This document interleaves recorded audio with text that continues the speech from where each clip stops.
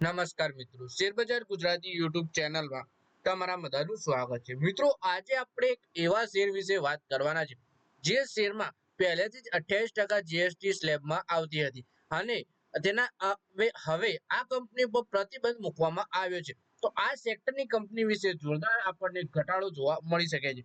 તો આ કઈ કંપની છે અને કેમ આ શેરમાં ઘટાડો આવી શકે છે 40% સુધીનો, એવું બ્રોકરેજ હાઉસ જણાવે છે। એના વિશે આપણે તમામ માહિતી ડિટેલમાં જોઈએ। તો આ વિડીયોને તમે પૂરેપૂરો જોજો, જેથી કરીને જો તમારા જોડે પણ આ કંપનીના શેર હોય, તમારે આ શેરમાં આગળ શું કરવું, રાખી મૂકવા કે વેચી દેવા, એના વિશેની માહિતી મળી રહે। અને મિત્રો, જો આ વિડીયો આપણા ફેસબુક પેજ ઉપર જોઈ રહ્યા છો તો આપણા પેજને ફોલો કરી દેજો અને વિડીયો પોતાના મિત્રો સાથે ફેસબુક ઉપર બધી જગ્યાએ શેર કરી દેજો। અને જો આ વિડીયો આપણે યુટ્યુબ ચેનલમાં જોઈ રહ્યા છો તમે, તો આપણે વિડીયોને હાઈપ પણ કરી દેજો, જેથી શેર બજારની માહિતી ગુજરાતીમાં ગુજરાતના દરેક રોકાણકાર પાસે સરળતાથી પહોંચી શકે। તો વાત કરીએ નજારા ટેકનોલોજીસના શેરોમાં વર્તમાન સ્તરેથી લગભગ 40% સુધીનો ઘટાડો આવી શકે છે। ગ્લોબલ બ્રોકરેજ ફર્મ સીએલએસએ પોતાના હાલના રિપોર્ટમાં આ અંદાજ લગાવ્યો છે। સીએલએસએ નજારા ટેકનોલોજીસના શેર ઉપર પોતાની અંડર પરફોર્મન્સ રેટિંગ જાળવી રાખી છે અને તેના માટે 166 રૂપિયાનો ટાર્ગેટ નક્કી કર્યો છે। જો કે તેમ છતાંય નજારા ટેકનોલોજીસના શેરમાં એક દિવસ પહેલા બુધવાર 1 ઓક્ટોબરના રોજ ઉછાળો જોવા મળ્યો હતો। કંપનીના શેર એનએસસી ઉપર લગભગ 7.6%ના તગડા ઉછાળા સાથે 274 રૂપિયા અને 10 પૈસાના ભાવ પર બંધ થયા હતા। એટલે કે કંપની છે નજારા ટેકનોલોજીસ અને વર્તમાન સ્તરેથી લગભગ આ શેરમાં 40% સુધીનો ઘટાડો આવી શકે છે, એવું ગ્લોબલ બ્રોકરેજ ફર્મ સીએલએસએ જણાવી રહ્યું છે। અંડર પરફોર્મની રેટિંગ પણ જાળવી રાખી છે। પછી વાત કરીએ કે નવી ગેમિંગ પોલિસીની અસર સીએલએસએ ઉપર શું થશે એ જોઈએ। તો કેન્દ્ર સરકારની નવી ઓનલાઈન ગેમિંગ પોલિસી હેઠળ 1 ઓક્ટોબર 2025 થી બધી ઓનલાઈન મની ગેમ્સ પર બેન લગાવી દેવામાં આવ્યો છે। જોકે એ સરકારે સ્પષ્ટ કર્યું છે કે ઈ સ્પોર્ટ અને બીજી ઓનલાઈન ગેમ્સને પ્રોત્સાહન આપવામાં આવશે।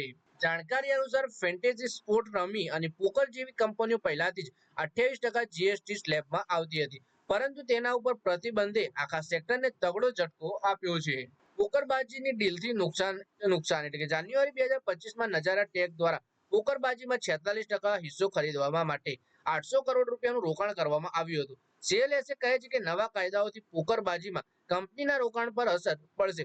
વધુમાં તેની ઝડપથી વિકસતી ઈ સ્પોર્ટ પેટા કંપની નોડવિનમાં નજારા ટેકનો હિસ્સો હવે 50%થી નીચે આવી ગયો છે। નજારા ટેકની સહયોગી કંપની મૂનશાઇન ટેકનોલોજી પ્રાઇવેટ લિમિટેડે સરકારના આદેશનું પાલન કરતા real money online gaming operations બંધ કરવાની જાહેરાત પણ કરી છે। પછી વાત કરીએ કંપનીના વેલ્યુએશન વિશે, તો નજારા ટેકનોલોજીસ ઈ સ્પોર્ટના રેવન્યુમાં જૂન ક્વાર્ટર દરમિયાન નોડવિનનું યોગદાન 70% હતું, જે ગયા વર્ષની તુલનામાં 17% વધારે હતું। તેમ છતાંય સીએલએસએ નું માનવું છે કે નજારા ટેકનું વેલ્યુએશન મોંઘું છે અને તે આ સમયે નાણાકીય વર્ષ 2027ના પોતાના અંદાજિત પ્રાઇસ ટુ અર્નિંગના 48 ગણા ઉપર ટ્રેડ થઈ રહ્યો છે। જોકે અન્ય સ્પોર્ટની તુલનામાં નજારા ટેકના શેર ઉપર મિશ્ર સલાહ છે।